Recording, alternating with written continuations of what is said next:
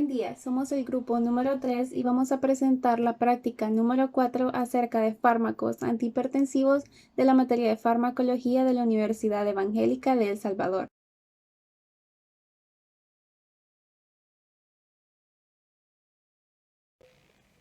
Como primer punto tenemos a la familia de los diuréticos. Como primer fármaco, hidroclorotiazida. Su farmacocinética sabemos que se va a administrar por la vía oral. El comienzo de la acción diurética se va a observar a las 2 horas, siendo los efectos máximos a las 4 horas, manteniéndose de 6 a 8 horas. La absorción intestinal suele ser del 50 al 60%. El fármaco cruza la barrera placentaria, pero no la barrera hematoencefálica, no se metaboliza y se va a eliminar en la orina. La semivida de la eliminación es de 2.5 horas en el paciente con la función renal normal. Su mecanismo de acción: inhibe el sistema de transporte de sodio más cloro en el túbulo distal renal, disminuyendo la reabsorción de sodio y aumentando su excreción. Usos terapéuticos: tratamiento de la hipertensión arterial, nefropatías, insuficiencias cardíacas congestivas, edemas de cualquier etiología, cirrosis hepática con ascitis y diabetes nefrogénica insípida. Contraindicaciones: hipersensibilidad a hidroclorotiazida, anuria, depresión, diabetes descompensada, enfermedad de Addison, embarazo y lactancia. Efectos adversos: somnolencia, sed, dolores musculares, hipotensión, hipopotasemia. Como segundo fármaco tenemos la furosemida, farmacocinética. Su absorción oral de este fármaco es bastante errática. La diuresis se inicia a los 30 a 60 minutos después de la administración oral y a los 5 minutos después de la administración intravenosa. El fármaco se une extensamente a las proteínas del plasma con un 95%, atraviesa la barrera placentaria y se excreta en la leche materna. La furosemida experimenta un mínimo metabolismo en el hígado, eliminándose en su mayor parte en la orina, aproximadamente el 20% de la dosis, excretándose mediante las heces. Su mecanismo de acción: bloquea el sistema de transporte sodio, potasio y cloro en la rama ascendente del asa de Henle, aumentando la excreción de sodio, potasio, calcio y magnesio. Usos terapéuticos: edema de origen cardíaco, hepático o renal, edema agudo de pulmón, urgencias hipertensivas, hipertensión arterial esencial, hipertensión arterial en presencia de insuficiencia renal crónica avanzada, oliguria por insuficiencia renal, trastorno hidroelectrólico, hipercalcemia y hipopotasemia, etc. Contraindicaciones: hipersensibilidad a furosemida o sulfonamidas, deshidratación, hiponatremia grave, estado precomatoso y comatoso asociado a la encefalopatía hepática y en lactancia. Efectos adversos: la deshidratación, hipotensión, alcalosis hipoclorémica o hipopotasemia. El metoprolol es un beta bloqueador. Su farmacocinética se da una absorción al tracto digestivo, su distribución se distribuye por todo el organismo, incluso es capaz de atravesar la barrera placentaria, su metabolismo se da en el hígado y su excreción es renal. El mecanismo de acción es un cardioselectivo que actúa sobre los receptores beta 1 del corazón, muestra eficacia para reducir la presión sanguínea. El uso terapéutico se da en combinación con otros medicamentos para disminuir la presión sanguínea en la hipertensión arterial leve a moderada, hipertensión arterial grave, útil para evitar taquicardia, insuficiencia cardíaca, infarto agudo del miocardio. Las contraindicaciones: hipersensibilidad al metoprolol, bloqueo auriculoventricular de segundo o tercer grado, insuficiencia cardíaca descompensada, puede ser causada por un edema pulmonar, hipoperfusión o hipotensión, un shock cardiogénico, trastorno de circulación arterial y periférico grave. Los efectos adversos: una bradicardia, hipotensión postural, manos y pies fríos, palpitaciones, cansancio, cefaleas, náuseas, dolor abdominal, diarrea, estreñimiento y disnea. La prazosin es un bloqueador alfa. La farmacocinética se da una absorción en el tracto gastrointestinal, se distribuye en los tejidos del cuerpo y se encuentra unidos a las proteínas del plasma. El metabolismo es hepático y la excreción es renal. Su mecanismo de acción: antagonista alfa-adrenérgico, disminuye la resistencia vascular periférica. El uso terapéutico se usa solo en combinación con otros medicamentos para tratar la hipertensión arterial. Las contraindicaciones: hipersensibilidad a la prazosin, efectos adversos: depresión, nerviosismo, mareos, somnolencia, dolor de cabeza, pérdida de la conciencia, visión borrosa, vértigo, palpitaciones y disnea. Antihipertensivos bloqueadores de calcio. De primera escoge se tiene lo que es el amlodipino. Su mecanismo de acción es que inhibe el flujo de entrada de los iones de calcio a lo que es el interior del músculo liso, vascular y cardíaco. Su farmacocinética es que tiene una buena absorción, alcanzando concentraciones máximas en sangre dentro de 6 a 12 horas, una biodisponibilidad de 64 al 80%, con un metabolismo hepático y una excreción renal. Los usos terapéuticos son hipertensión arterial, angina de pecho vasoespástica y estable crónica. Como contraindicaciones se podría ser hipersensibilidad al fármaco, hipotensión grave, shock, insuficiencia cardíaca tras un infarto agudo del miocardio, obstrucción del conducto arterial del ventrículo izquierdo. Sus efectos adversos serían cefalea, somnolencia, náuseas, mareos, palpitaciones, debilidades, rubefacciones, entre otros.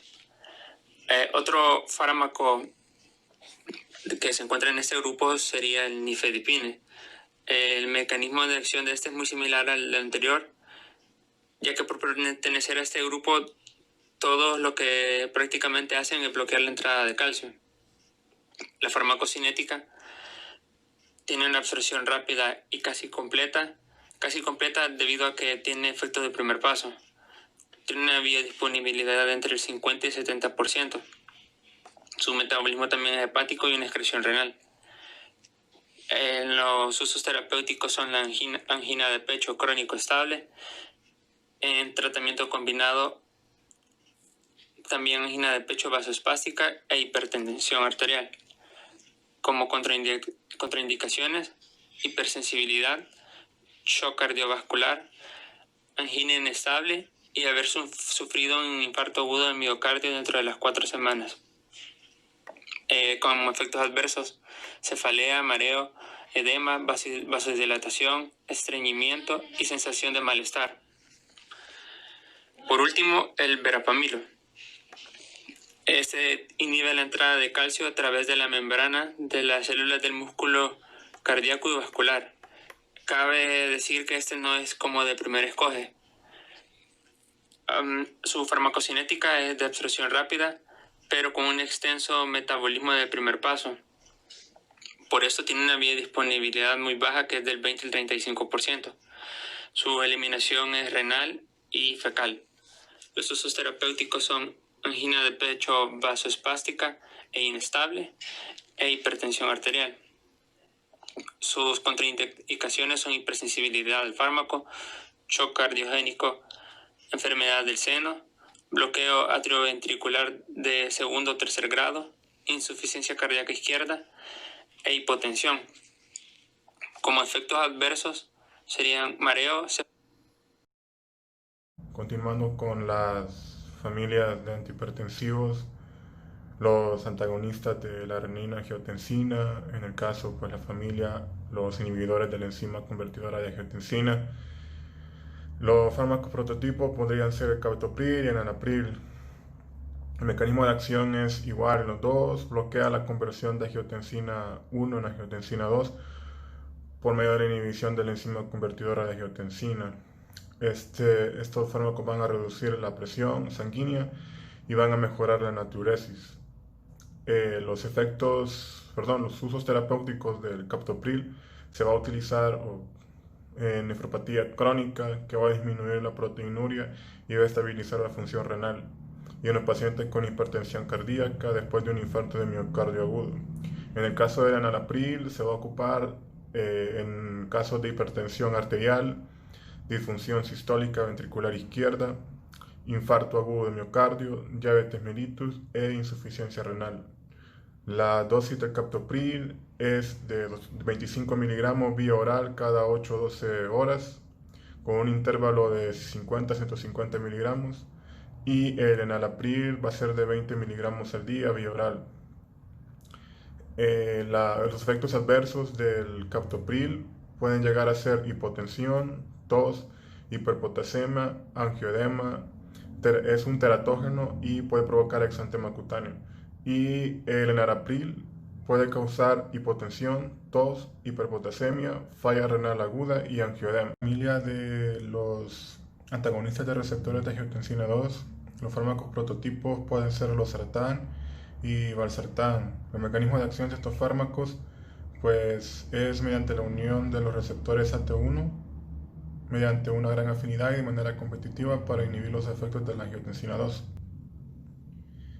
Los usos terapéuticos de losartán se va a ocupar en hipertensión esencial en adultos y niños de 6 a 18 años, se va a utilizar en enfermedad renal en adultos con hipertensión y diabetes tipo 2 con proteinuria, y también se va a utilizar en la reducción de riesgo de ACV en hipertensos con hipertrofia ventricular izquierda.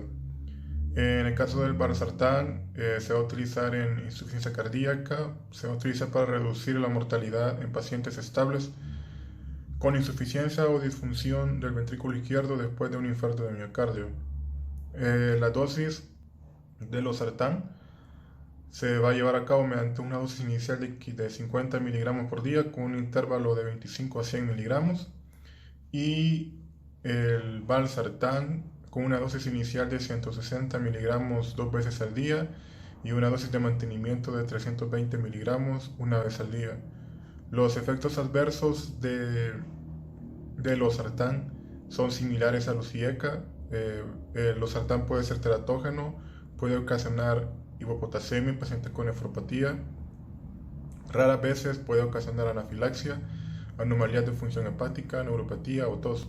En el caso del valsartán puede causar angioedema, tos leve, efectos teratógenos en embarazos, y puede causar hiperpotasemia en pacientes con enfermedad renal. De la familia de los inhibidores directos de la renina está el prototipo alisquireno o alisquiren, cuyo mecanismo de acción es la inhibición directa de manera selectiva y potente de la renina, que asimismo también se puede comportar como un antagonista del angiotensinógeno. Los usos terapéuticos del alisquireno pueden ser para pacientes con hipertensión esencial, presión arterial leve a moderada, y también son utilizados en el caso de protección contra daño de órganos terminales en enfermedades cardiovasculares y renales. La dosis del alisquireno es de 150 a 300 miligramos al día. Los efectos adversos son síntomas gastrointestinales como diarrea, dispepsia, reflujo gastrointestinal. Asimismo también puede dar cefaleas y nasofaringitis.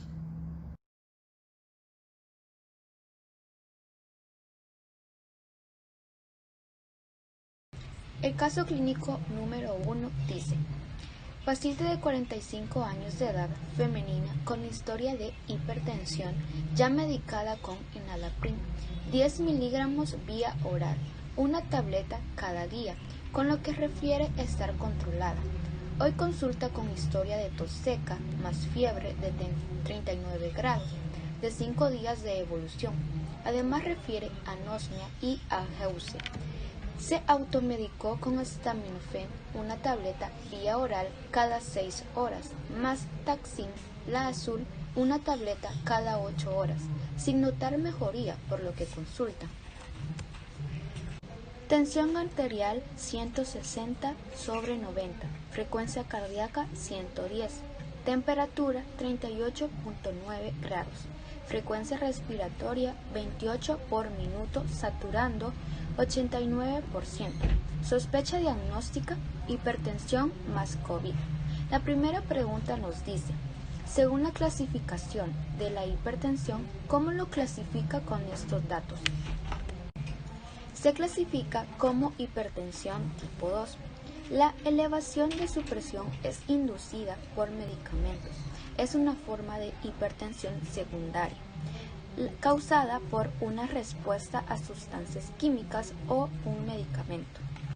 La pregunta número 2 nos dice, ¿a qué familia farmacológica pertenece la enalapril y cuáles son sus efectos adversos de esta familia?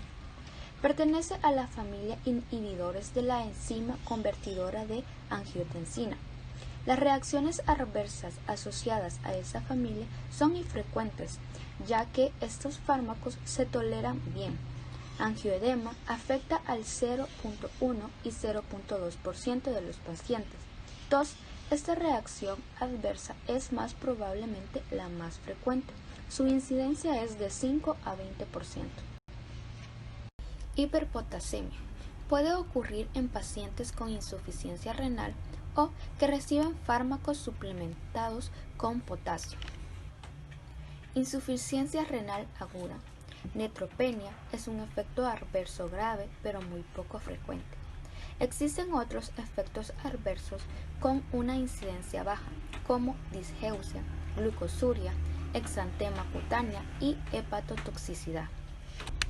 La pregunta número 3 nos dice, describa los componentes de la Taxim y explique por qué este paciente no debió automedicarse con ella y cómo le afectó a su patología de base.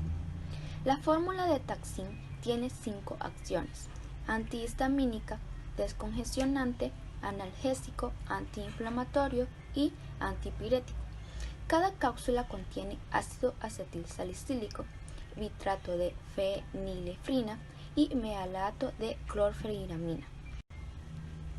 Entre las contraindicaciones de la Taxim menciona evitar su uso en personas con presión alta, ya que una de las reacciones secundarias y adversas de este medicamento es la elevación de la presión arterial, debido a que posee descongestionantes y estos contraen los vasos sanguíneos para ayudar a aliviar la congestión, y los vasos sanguíneos contraídos pueden elevar temporalmente la presión arterial.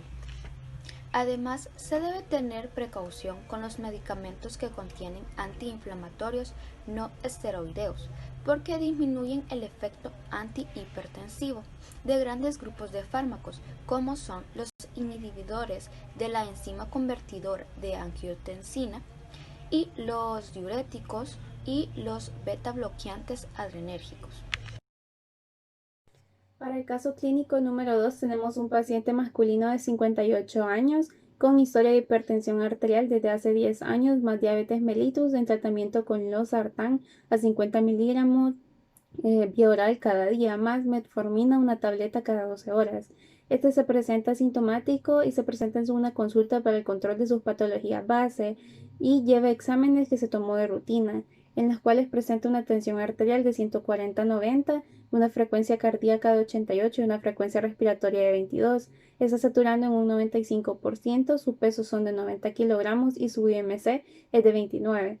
En la glucosa presenta 100 miligramos por decilitro y en el hemograma presenta una hemoglobina de 12, glóbulos blancos 5600, neutrófilos en un 60%, linfocitos en un 40%. El potasio se encuentra a 6 miliequivalentes por litro, el sodio a 140 miliequivalentes por litro y la creatinina a 2 miligramos por decilitro. En el examen de orina presenta proteinuria moderada y restos sin anormalidades. En el diagnóstico podemos decir que tiene diabetes mellitus tipo 2, más hipertensión arterial, más insuficiencia renal crónica en estadio 3, más sobrepeso. Para el punto 1 tenemos las recomendaciones o medidas no farmacológicas que se le darían a este paciente. Entre estas tenemos principalmente la reducción del peso corporal.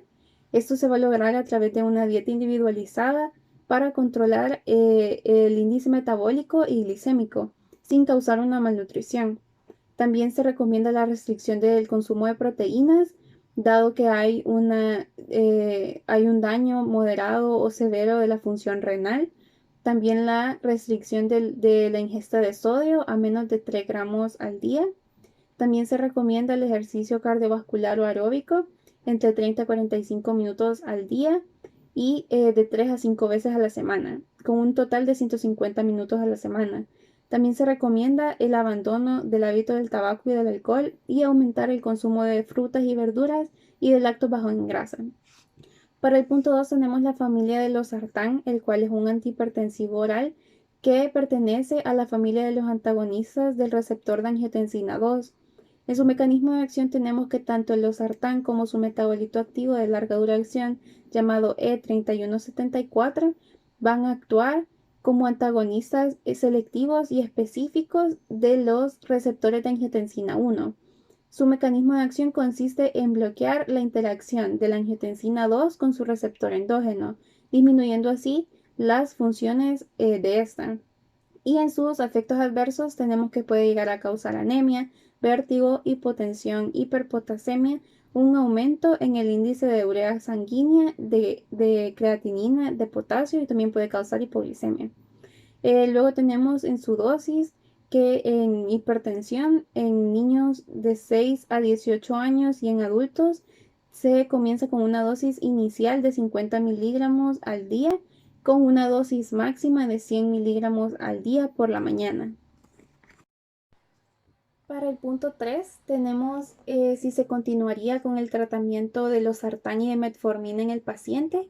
Para comenzar con el losartán, a pesar de que existen estudios con evidencia fuerte de que el losartán puede contribuir en la disminución del daño renal en un 28% y en un 25% disminuir la duplicación de la creatinina en los pacientes con diabetes tipo 2. A pesar de esto, el paciente en el caso clínico presenta niveles de potasio altos, por lo que se puede decir que se encuentra en una hiperpotasemia severa, siendo esto causado por el losartán. Podemos concluir eso debido a que entre los efectos adversos y contraindicaciones del losartán se encuentra la hiperpotasemia, por lo cual es recomendable no continuar con el tratamiento del losartán en este paciente y pasar a un fármaco de segundo escoge que hablaremos en el siguiente punto.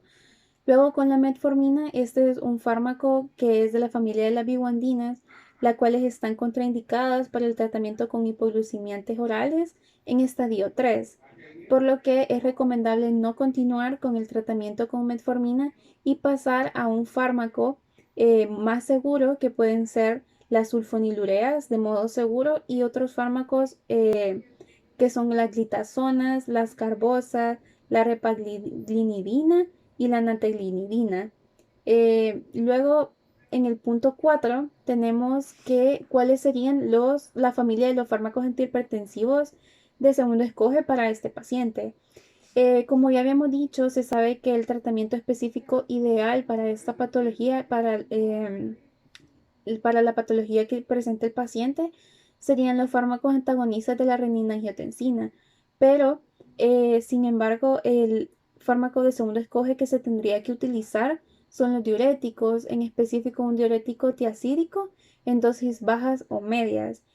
Este no presenta una potencia hipertensiva en monoterapia, entonces debe administrarse otra familia de fármacos. En este caso serían los fármacos de tercer escoge, los cuales son los antagonistas del calcio, para lograr el efecto antihipertensivo de manera efectiva en el paciente. Para el último punto tenemos mencionar los fármacos antihipertensivos ideales o familias de fármacos para las siguientes situaciones clínicas. Primero tenemos la hipertensión arterial en la hipertrofia benigna prostática. En este se indican los fármacos simpaticolíticos, específicamente los bloqueadores alfa 1. Para la hipertensión arterial más embarazo están indicados los fármacos beta bloqueantes, los bloqueadores de los canales de calcio, pero sin embargo el fármaco de principal escoge de primera elección para la hipertensión arterial más el embarazo es la metildopa en los primeros 2 trimestres del embarazo y en el tercer trimestre se puede utilizar bien como monoterapia o asociado con la fenidipina. Luego tenemos en la hipertensión arterial más glaucoma, se utilizan los diuréticos, los inhibidores de la enzima anidrasa carbónica. Luego tenemos en la hipertensión arterial más la migraña, los fármacos simpaticolíticos, específicamente los bloqueadores beta no selectivos. Luego para la hipertensión arterial más taquicardia sinusal tenemos los fármacos beta bloqueantes. Para la hipertensión arterial más insuficiencia cardíaca tenemos a los fármacos inhibidores de la enzima convertidora de angiotensina, a los antagonistas del receptor de la angiotensina 1, a los fármacos beta bloqueantes, los diuréticos y por último a los antagonistas del receptor mineralocorticoide. Luego tenemos que para la hipertensión arterial más diabetes también se utilizan los fármacos inhibidores de la enzima convertidora de angiotensina, los antagonistas del receptor angiotensina 1 y los diuréticos. Luego para hipertensión arterial más insuficiencia renal crónica o aguda, tenemos que se utilizan como primer escoge la familia de los inhibidores del sistema renina-angiotensina y como segundo escoge los diuréticos. Luego tenemos en la hipertensión arterial más hipertiroidismo el uso de los beta bloqueadores, específicamente el metoprolol. Luego por último tenemos hipertensión arterial más cirrosis. En este se utilizan los fármacos beta bloqueantes no selectivos, como por ejemplo específicamente el propanolol.